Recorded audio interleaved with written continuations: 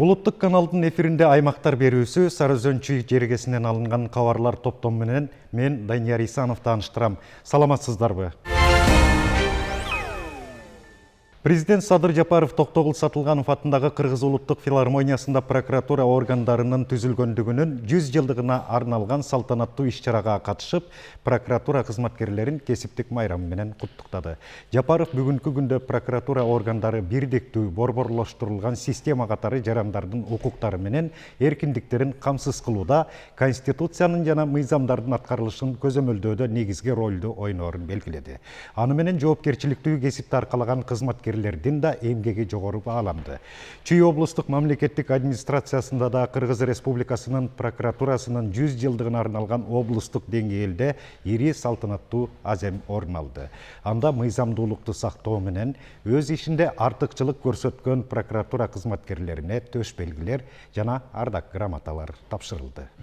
Кыргыз прокуратурасынын тарыхы 1924 жылы Кара-Кыргыз автономиялуу облусу түзүлгөндөн башталган. Бул орчундуу учур бүтүндөй кылым бою коомдо мыйзамдуулуктун жана адилеттүүлүктүн гаранту болуп келген мамлекеттик көзөмөл органын түзүүнүн башталышы болуп калды.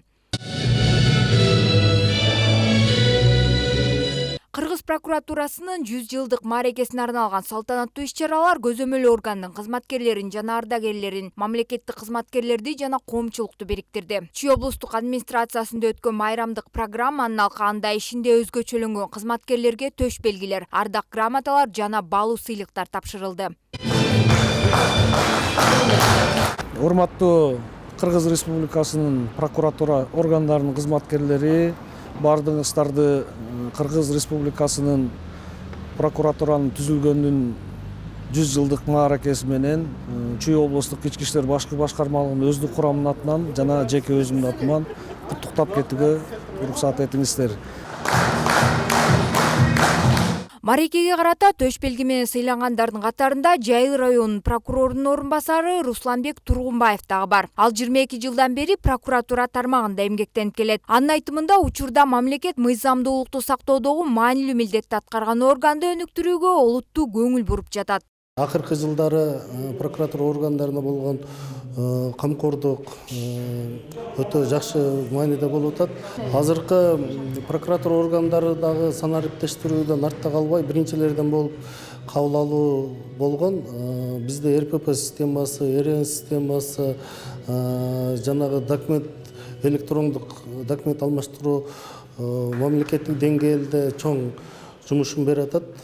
Акыркы жылдары прокуратуранын ишмердүүлүгүндө дагы олуттуу өзгөрүүлөр болгон. Бардык документтер санариптештирилип, ишке билимдүү жаштар тартылууда. Учурда Чүй облусунда жалпы 122 прокурор мыйзамдуулукту сактоону камсыздап келет.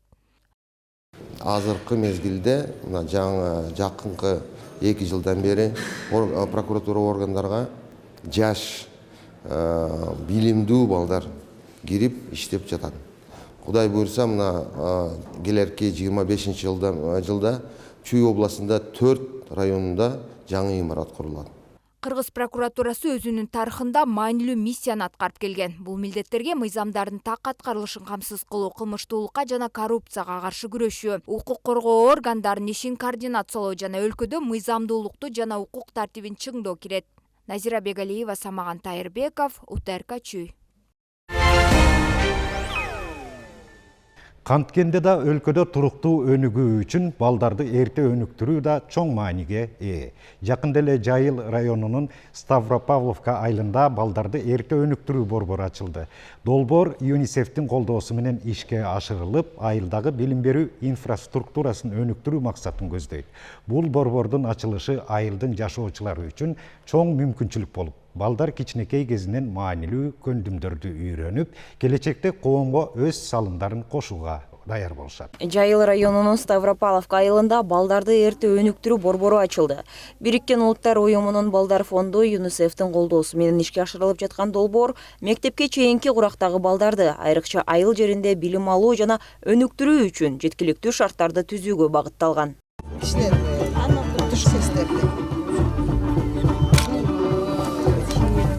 Ачылыш аземи билим берүү жана илим министри доктор Гүлкендирбаеванын куттуктоо сөзү менен башталды. Министр балдарды жаштайынан өнүктүрүү мамлекеттик саясаттын негизги приоритети экенин баса белгиледи. Бүткүн Кыргызстандагы номер 1 саясат. Кенже Курактагы ар бир кыргызстандык баланы өнүгүү кызматына тартуу. Ал балдарды мээрим бекер, мээримди аябагыла.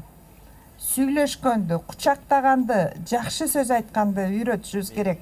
Айылдык китепкананын базасында ачылган борбор Жайыл районундагы 6-мекеме болуп калды. Буга чейин бул жерде 5 борбор болгон. Аларга 2000ден ашык бала барат. Жаңы борбор мындан да көп балдарга билим берүү жана өнүктүрүү программаларына жетүүгө мүмкүндүк берет. Балдардын саны көбөйүп атат.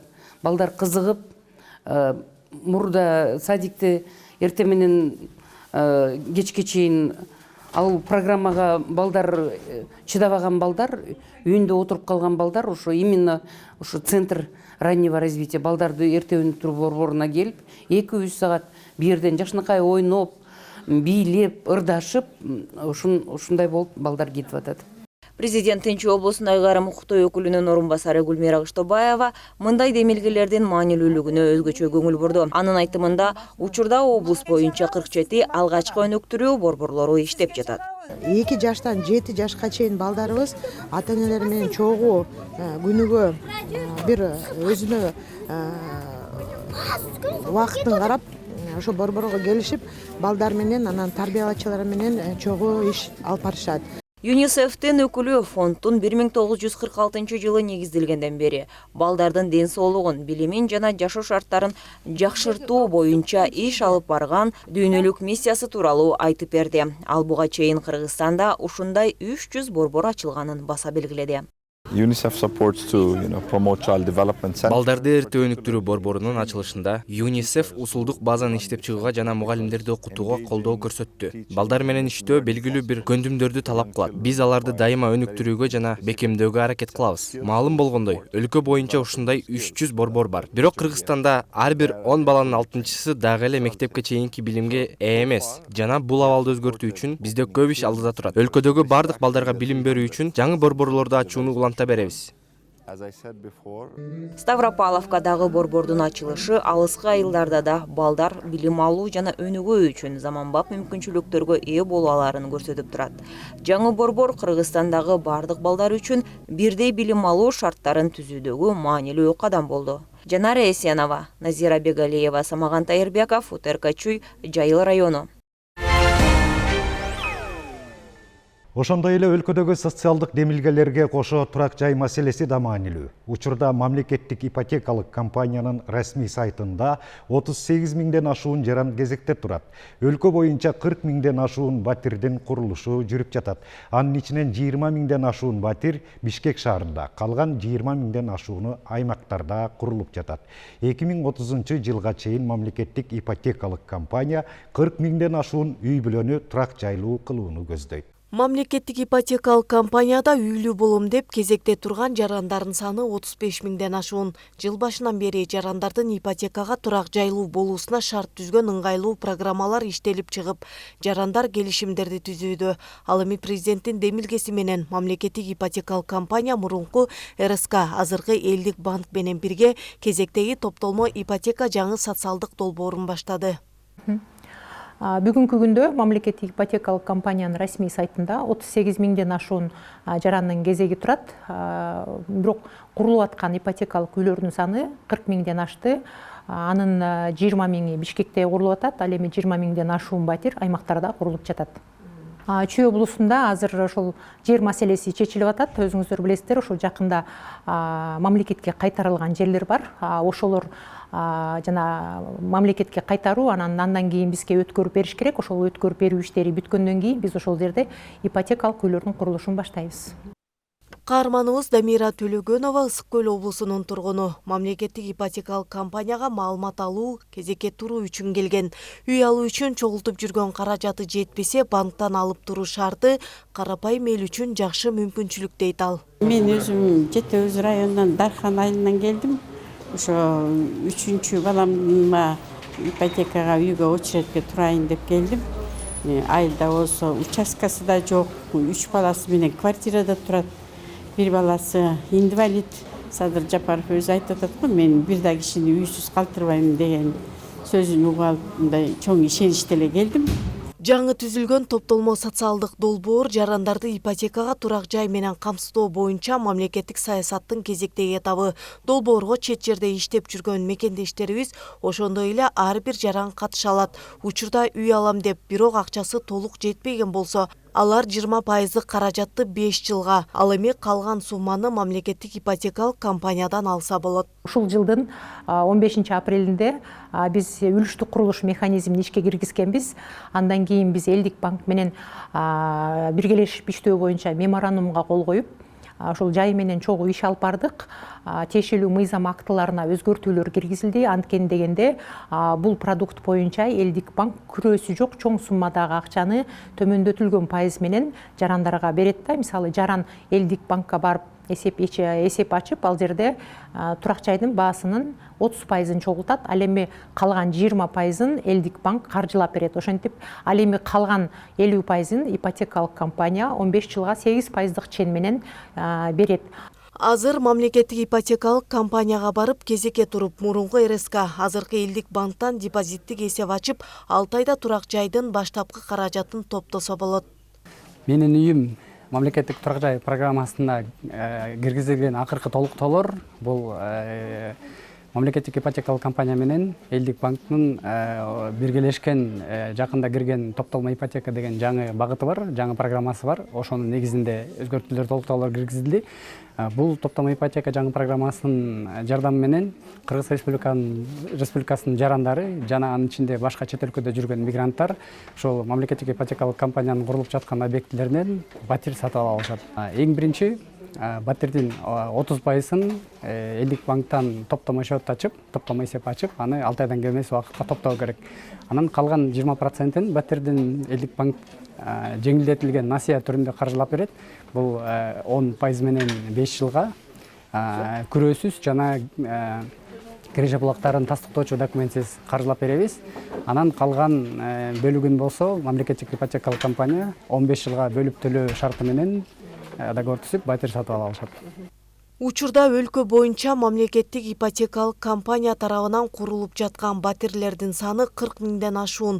Ал эми анын ичинде Чүй облусунда жер маселеси чечилип калса, батирлердин курулушу башталат. Айгерим Түшөбаева, Самаган Тайырбеков, УТРК, Чүй, Бишкек шаары. Ошондой эле өлкөнүн өнүгүүсүнө багытталган көптөгөн жаңы долбоорлорго да көңүл буруу керек. Мисалы, Токмок шаарында тери калдыктарын кайра иштетүүчү завод ачылып, анын иши аркылуу аймактагы экономикалык абал да жакшырууда. Заводдо чыгарылган таза белок жана коллаген ай сайын 200 тонна чийки заттан өндүрүлүп, экспортко жөнөтүлөт. Бул жерде курулуш жана кайра иштетүү тармактары бири-бири менен байланышып, өлкөдөгү жаңы жумуш орундарын түзүүгө көмөктөшүүдө. Кабарчыбыз Назира Бегалиева Токмокто болуп, заводдун ишмердүүлүгү менен таанышты. Токмоктогу тери калдыктарын кайра иштетүүчү ишкана 3,5 гектар аянттелет. Жанамда белок менен коллаген өндүрүлөт. Ишкананын өндүрүштүк кубаттуулугу айына 180 тонна. Заводдун продукциясы өнөр жай максатында, анын ичинде тоют өндүрүүдө колдонулат.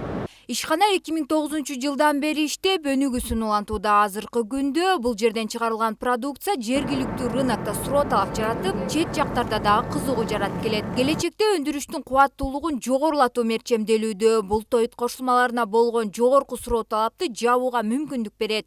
Сырье, которое мы получаем, тери калдыктарын челдеринен тазалап, жабышып калган май менен эттерин алып таштайбыз. Андан кийин бетине акиташ сыйпап, бир аз убакыт жетилгенче сактайбыз. Анткени кышында аны куругатканы жайганда сууктан улам жарылып, майдаланганда булаланып калат. Буланын сапатына таасир этет. Жетилип даяр болгону анчалык тарамдарга бөлүнүп кетпей, жакшы майдаланат. Дробил, который я вам показывал, мы там дробим, да? Жууп тазалоодон кийин сырье ачык аянтта кургатылат. Мындай табигый шарттарда кургатуу процесстин эффективдүүлүгүнө шарт түзөт. Жайында тери калдыктары атайын жиптерге ээленип кургайт. Мындай ыкма өнүмдүн сапатын сактоого жана аны андан карай иштетүүгө шарт түзөт. Бул заводдо 35 жумушчу иш менен камсыздалган. Ишкана жартылай автоматташтырылгандыктан иштин көбү техниканын жардамы менен ишке ашырылат. Жумушчулар орточо 30-40 миңдин тегерегинде айлык маяны алышат. Жумуш жакшы, иштеп жүрөбүз баарыбыз тең. жумуштан убагы менен берилет, акчалары убагы менен алабыз, баарына жетет, жакшы. Бүгүнкү күндө Токмок шаарында жалпы 36 орто жана чакан ишканалар иштейт. 5 ири ишкана өз өнүмдөрүн чет мамлекеттерге экспорттайт. Анын ичинде айнек чыгаруучу жана сүт азыктарын өндүрүүчү заводдор бар. Үстүбүздөгү жылдын соңуна чейин мамлекеттик бюджеттин эсебинен дагы бир нече ишкананын ачылышы пландалууда. Көп жылдан бери туруп турган заводдор кайра ишин баштап келатышат. Ошону айтсак, бүгүнкү жылы эле жылдын аягына чейин биз 3 чоң завод ачылат деп күтүп атабыз. Бул жана кумтордун шынна перерабатывающий центр дейт. Ошол жылдын аягына чейин ачылат. Ошол эле темеки чыгарган завод ачылып атат. Анан дагы бир завод бул Бранна текстиль деп, текстильная фабрика. Анын эле жакында ошол 31 гектар жер болчу, жана производственный жерге деп. Ошону бүгүнкү күндө аз эле күн болду, бөлүп бердик 31 гектар жер. Ошол эмки жылы жайга чейин чоң бир текстильная фабрика ачылып атат. Ошол эле 31 гектарга салган инвестициясы 1,7 миллиард сом түзөт. Аякта бир 500 орун болот. Мындай ишканалардын ачылышы жергиликтүү экономикага эле эмес, бүткүл өлкөнүн экономикалык өсүшүнө да шарт түзөт. Бул жаңы жумуш орундарын түзүп, ички жана эл аралык рыноктор үчүн талап кылынган продукцияны камсыз кылууга жардам берет. Назира Бегалиева, Чыңгыз Садыков, УТРК Чүй, Токмок шаары. Эгерде жарандар өз коопсуздугуна да көңүл буруп, жолдо жүрүүнүн эрежелерине жоопкерчиликтүү мамиле кылса, жол кырсыктарынын санын азайтууга көмөк болот. Мына ушундай максатта Чүй облусунун жол кыймылынын коопсуздугун камсыздоо башкармалыгы 1 айлык жөө жүргүнчү аттуу профилактикалык рейд уюштурууда. Мындай рейдтер жөө жүргүнчүлөрдүн коопсуздугун камсыздап, алардын жолдо жүрүүнүн эрежелерин сактоо боюнча маалымдуулугун жогорулатууга багытталган. Рұқсат жоқ та берден өтпешіңіз керек. Тем более кичкей баламен. Тине пешеход жерде турат, тиянда подземный ход бар, ошол жерден өтүшүңүз керек. Чүй облусунун жол кыймылынын коопсуздугун камсыздоо башкармалыгы жөө жүргүнчү аталышындагы профилактикалык рейд уюштурду. Анын алкагында тескөөчүлөр жарандарга жолдон атайын белгиленген жерлерден гана өтүү керектигин эске салышты. Буга карабастан көпчүлүк тартип бузгандар шашып баратышкандарын шылтоолоп, айрымдары болсо камераларды көрүп жашырынып кетүүгө аракет кылышты. Тескөөчүлөр жолду туура эмес жерден кесип өтүү жөө жүргүнчүлөргө да, айдоочуларга да коркунуч жаратаарын баса белгилешти. Эскерте кетсек, мындай тартип бузуу үчүн 1000 сом өлчөмүндөгү айыппул салынат. Область аймагында 2024 жылдын 25 октябрынан баштап 25 ноябрына чейин жөө жүргүнчү аталышында рейдтик иш-чара өткөрүлүп атат. Себеби жолуна кырсыктардын алдын алуу максатында бүгүнкү күндө жөө жүргүнчүлөргө дагы туура эмес жерден өткөндүгү үчүн протокол түзүп берип атабыз, эскертүү берип атабыз. Бул рейдтик иш-чара жол кырсыктардын алдын алуу максатында өткөрүлүп жатат. Мындан тышкары рейдтин алкагында автоунаалардын милдеттүү камсыздандыруу полиси текшерилди. Жол кайгыл кызматкерлери белгиленгендей, айдоочулардын көбүнүн бардык документтери болгон. Бул жакшы жаңылык. Бирок мыйзам бузуу фактылары да катталды. Камсыздандыруу документи жок транспорт каражатын башкарган айдоочуларга физикалык жактарга 30 эсептик көрсөткүч, ал эми юридикалык жактарга 130 эсептик көрсөткүч эсебиндеги айыппул каралган.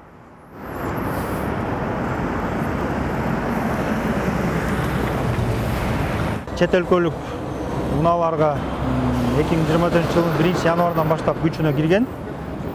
Страховка алыш керек негизи. Кыргыз Республикасынын аймагында унаасынын страховканы өткөрүп, ошонун негизинде жүрүш керек. Биздин Кыргыз Республикасынын каттоосунда катталган унаалар, Кыргыз унаалары менен 2025 жылдын 1 январдан баштап күчүнө кирет. Жол кайгыл кызматкерлери кырсыктардын алдын алуу жана жол коопсуздугун камсыздоо үчүн жарандарды жол эрежесин сактоого чакырышат. Назира Бегалиева, Айсулуу Өмүрзакова, Чыңгыз Садыков, УТРК Чүй. Ушуну менен бүгүнкү программабыз соңуна чыкты. Жерибизде тынчтык, элибизде ынтымак болсун. Келерки аптада эфирден амандашканча саламатта туруңуздар.